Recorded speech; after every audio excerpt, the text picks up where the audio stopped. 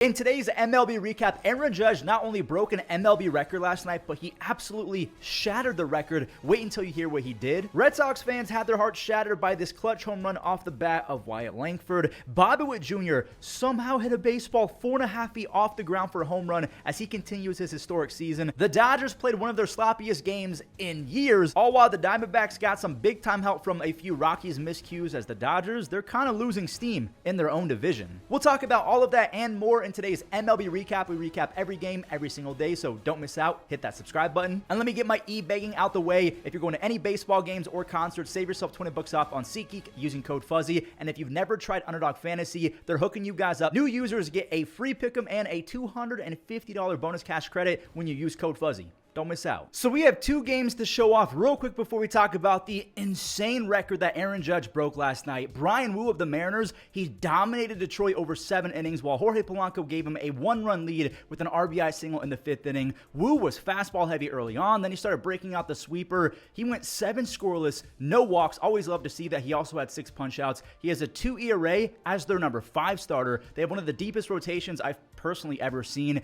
J-Rod, I don't know what happened, but he's using his bat as a cane after taking a pitch, and he stayed in. He came through with an RBI, but he's now out the game. All Seattle has to do is not that carry is very scary. A 3-strikeout game to a game-tying 2-run blast. He's batting .292 with a near 165 OPS plus. We head to extras where Akil, the bad man, Badu, walks it off. One of my favorite players of all time. You guys know I kind of fanboy over this guy. He's not very good, but he's just a fun player to watch. Now, to make matters worse for Mariners fans, Jeremy Pena is waking up big time for the Astros, and he just launched his 12th home run. But the thing you have to remind yourself of is that he's hitting over .290 with 5 home runs his last 22 games. So again, he's waking up. Check out this sick web gem from rookie Junior Caminero, the bare hand throw and across his body. Jose, he's gonna have to make a web gem of his own. Yandy chopped one, but DeLuca can fly. He's in there safe. So Yandy's RBI chopper and Josh Hader's clean 9th inning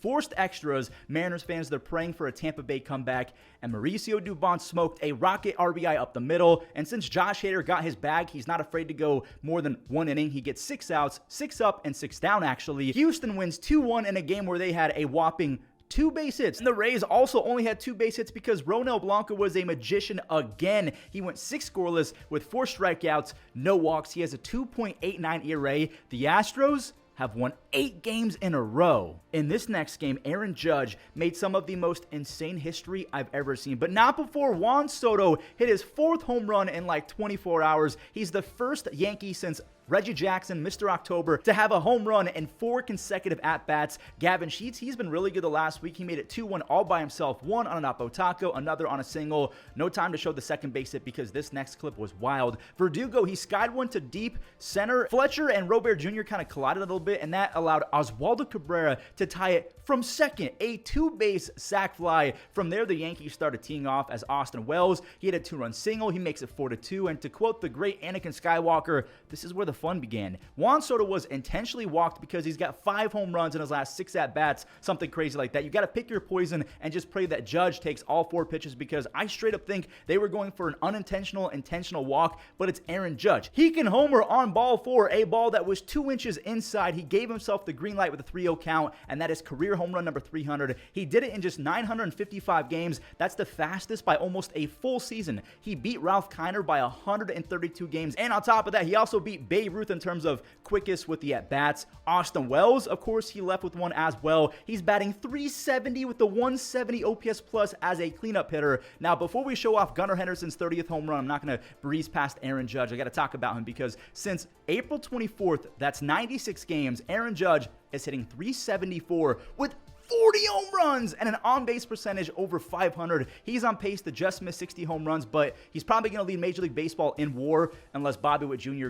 goes crazy again. You know what? Since we brought him up, does this count as going crazy? How in God's beautiful name did he hit that baseball out? A 97 sizzler, 4.5 feet off the ground. He pulled it for a home run. He's batting .350 with 24 home runs, 25 stolen bases, and a 175 OPS plus. Carlos Santana, he socked one as well. He's got 16 home runs and a .330 on base for a 38-year-old. That's pretty good. Now, that's all that Minnesota could muster off of the nasty Cole Reagans, and this was a little bit scary because Royce came up with the bases loaded. We know just how good Royce has been when he's in this situation, but he tapped out to Bobby. More on Reagans in just a second because Paul DeJong, he hit the power button 435 feet. My goodness, that's his second as a Royal. He's batting .320 because, of course, he is. Vinny Pasquantino, he was 0 for 21 before this double down the left field line. And shout out to Maikel Garcia. He stole 2 bases to make this happen. He's got 30 on the season. Cole's back out for the 7th, and Reagan struck out 2 to finish his day. 8 strikeouts, no walks over 7 innings, and the newcomer Lucas Erceg, he's been really good. He has nearly 8 perfect innings in relief since being traded from the A's to Kansas City. That's his first save as a Royal. The Royals are 6 games back of first place, but they're still making it happen as a 3rd wildcard team. I promise you guys we're going to talk about Gunnar Henderson after this, but the only other guy in the same stratosphere as Bobby and Aaron Judge as of late is Vladimir Guerrero Jr.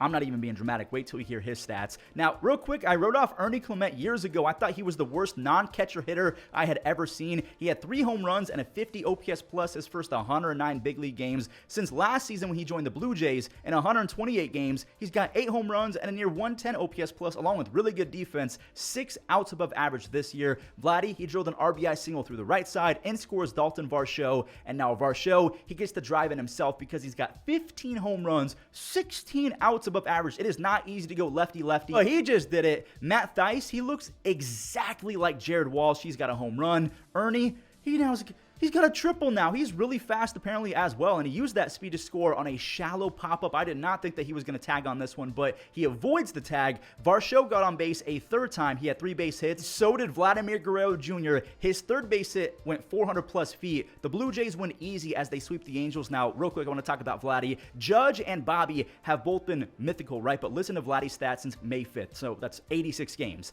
He's hitting .360 with 22 home runs in total. He has 49 extra base hits over that stretch and a 1058 OPS on the season. He's batting .323 with 25 home runs. He's one of 18 players ever to have 160 doubles and 150 home runs through their age 25 season. Pretty much everyone on that list is a future Hall of Famer, already in the Hall of Fame, or should be in the Hall of Fame. Going back to the wildcard teams, is that what Baltimore is going to have to settle for? Mr. Henderson, he wants that division crown. He's heating up again with the power. He's got 30 home runs and a 163 OPS plus. Dean Kremer has been bad lately, but he's through Anthony Santander. I was about to say 2 scoreless, but Santander could not squeeze it. Alex Call, he's been a machine lately, so if you need a late-year fantasy stud, Alex Call might be your guy. Now, Kremer did battle back. He held the National scoreless after that, and I've been waiting a week for this. Kobe Mayo is finally on the board. That is his first base hit as a big leaguer. He saved it for the home crowd. Very nice of him. Dean finished off 6 frames after Ali Rutschman one-hopped a throw to nab a runner. Ruiz, he grounded out, so that's 6 innings, 1 run.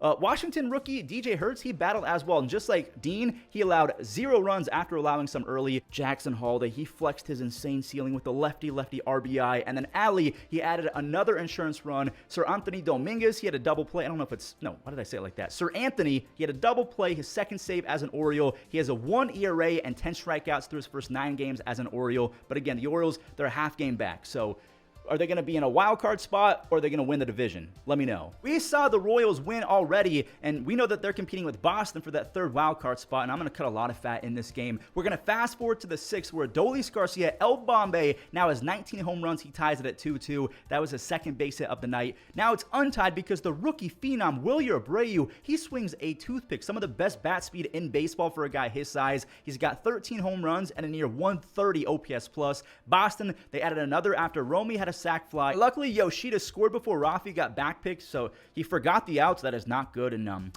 this is not good either. El Bombay blasted off again. He now has 20 on the season, and the Sox, they lost their lead on an error. Maybe David Hamilton rushed it because Leote can fly, but it should have been 3 outs, and Boston up 4-3. Now it's 4-4, and here we go. Newcomer Danny Jansen, he reclaimed the lead, and Romy, he snuck one past the 3rd baseman for their 7th run. Boston now has a comfy 3-run. Oh, dear God. Prayers up for my editor, Pesky Talk. He's a Red Sox fan. Wyatt Langford tied it with 2 outs, a 3-run moonshot, and then Jonah Heim That is a rough L if you're a Red Sox fan. So Kirby Yates goes 1-2-3 on 9 pitches to end it. He has 21 saves. That right there, in my opinion, is probably the worst loss of the year for Red Sox fans. They're still just 2 games back, but they have to lock in if they want to win the wild card. They should just do what the Diamondbacks have done since July 1st and never lose. They are 28-10 after this demolition job against the Rockies. Again, 18 games over 500 since July 1. Jock, he's going to score on this 2 RBI double. Wait, he's going to score on a 2-run double. Jock was a sitting duck after rounding second, and Tolia airmailed it, so he's going to score on a Little League home run. We have some more Little League action as Lourdes Gurriel Jr. singled, and Josh Bell, he came around to score on multiple miscues. The ball got away. The third baseman hesitated. I'm sorry, Rockies fans. Gino Suarez, Eugenio Suarez, he then took over. He's been rewarding the Snakes big time lately. If you guys don't remember, he came on over from Seattle. After this RBI double, he mashed a grand slam. Check this out. Over his first 88 games this year,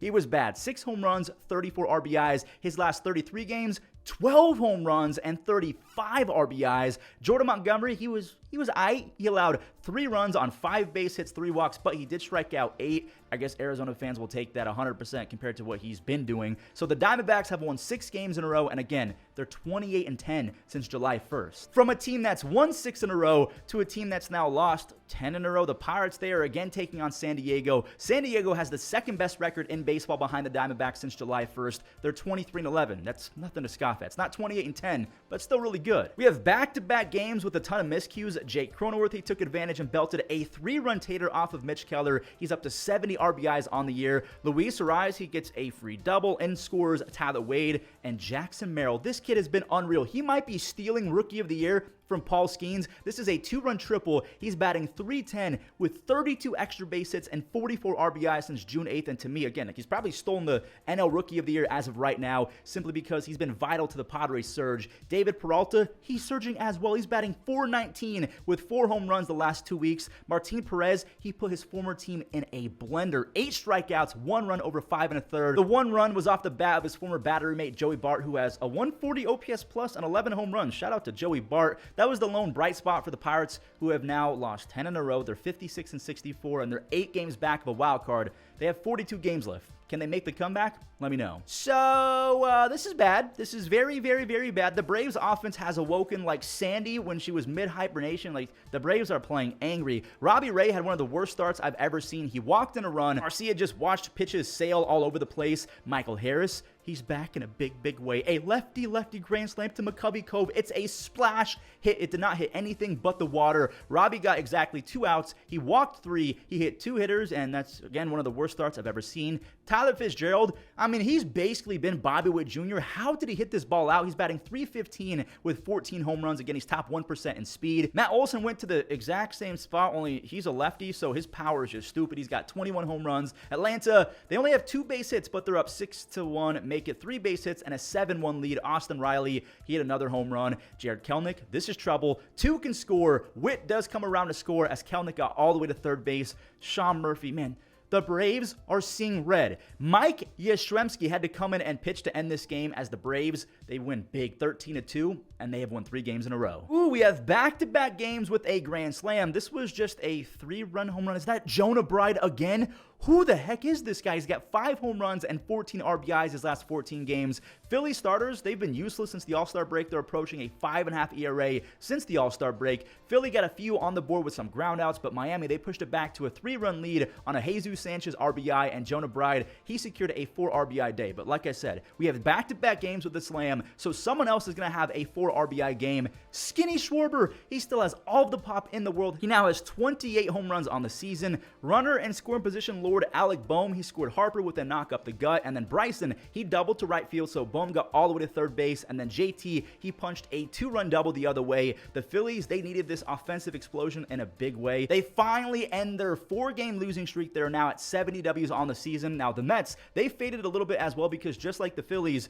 they broke out in a big way after losing 4 in a row. The Mets broadcast booth did not like Joey Estes showing up His third baseman, Darrell Hernandez, my friend, how could you do this, Joey? Mark Vientos smoked an RBI double, and again, they teed off on Estes for showing up Darrell, and then they also talked about him ignoring Darrell in the dugout. Francisco Lindor, he's the second Met shortstop ever with 100 home runs. He hit the OMG celebration towards the A's bullpen, and more specifically at Austin Adams. Pete Alonso, this is $26,000 to animal shelters. He's up to 26 home runs, and Lindor, he blooped in another RBI. They scored a few more. JD Martinez, this is the first time ever he's worn an elbow guard because he took 100 to the elbow a few days ago, and he clutched up. Pete, he also clutched up with runners in scoring position. His fourth base hit is a 2-run double. New York, they keep pace with the Braves, but they're still 2 games back, even after ending their 4-game skid. The Phillies and the Mets both ended 4-game losing streaks, all while the Reds are trying to win their 4th in a row. Jonathan India, that was an insane swing. Like, that was a nasty pitch from Kyle Gibson, a slider on the corner in India. He just muscled it out for a 3-run home run.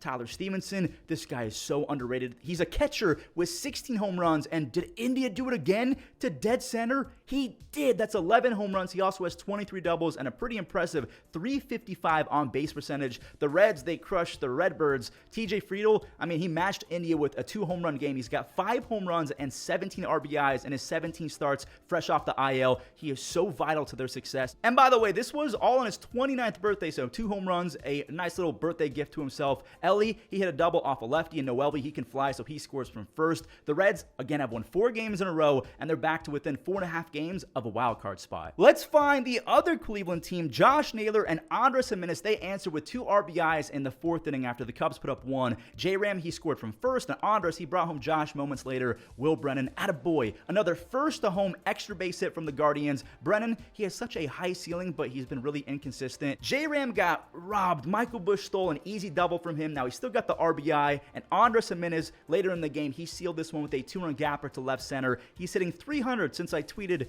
that Cleveland lost the Lindor trade, so he's really showing me up. Cleveland, they went easy, and I gotta shout out Alex Cobb before we move on. 5 1/3, 1 earned run on just 3 base hits. Matthew Boyd was fantastic the game before. If Matthew Boyd and Alex Cobb are even decent, and Gavin Williams returns to form after missing the first 2 or 3 months, me likey. The final game of the recap before we show off the sick web gems, we have a battle of some division winners. LA took the early lead after Frankie Montas got hosed by an error, and errors were the trend of this entire game. So that loaded up the bases. He then walked Teoscar, and Enrique, he got a sac fly, and then Kevin Kiermaier, he decided to turn it up a notch. He put the team on his back. He doubles in a run. He is still blazing fast. He scores Freddie, and then he kept it scoreless with an absolute seed. I'm going to miss this so much. A 99-mile-per-hour throw. Why do people even try to run on Kevin Kiermaier? Jake Bowers, he did the smart thing. He hit it away from Kevin, and that's out of the park, his 10th home run of the year. Bryce Terang, buddy, why are we trying Kevin Kiermaier? But I mean, if Kevin Kiermaier can't get there, no one can. Nick Ahmed of the Dodgers then made an error of his own. Now, I forgot to mention that Walker Buehler, he's fresh off the IL, but both starting pitchers had a ton of unearned runs because their defenses weren't very good.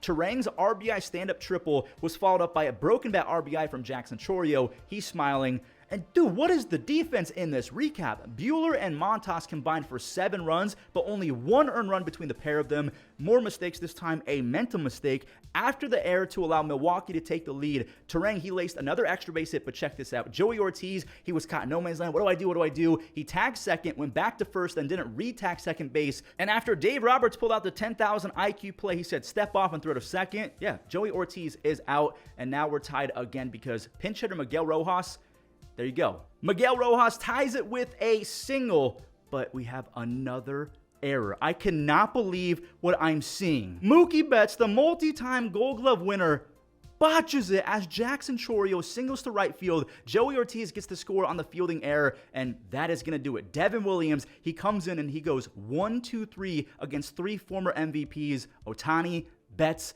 Freeman. That is Devin's 2nd save of the year as the Brewers. What are they? What's the record? The Brewers are 68-52, and they are now 8.5 games up for the first place spot. Oof. That division's over. Well, everyone, that does it for today's recap. This was a big boy recap, so do me a favor. Head on over to my editor's channel, Pesky Talk. Just give him some love because of that Red Sox L, and maybe hit a subscribe button. Catch you guys later. Enjoy the Web Gems.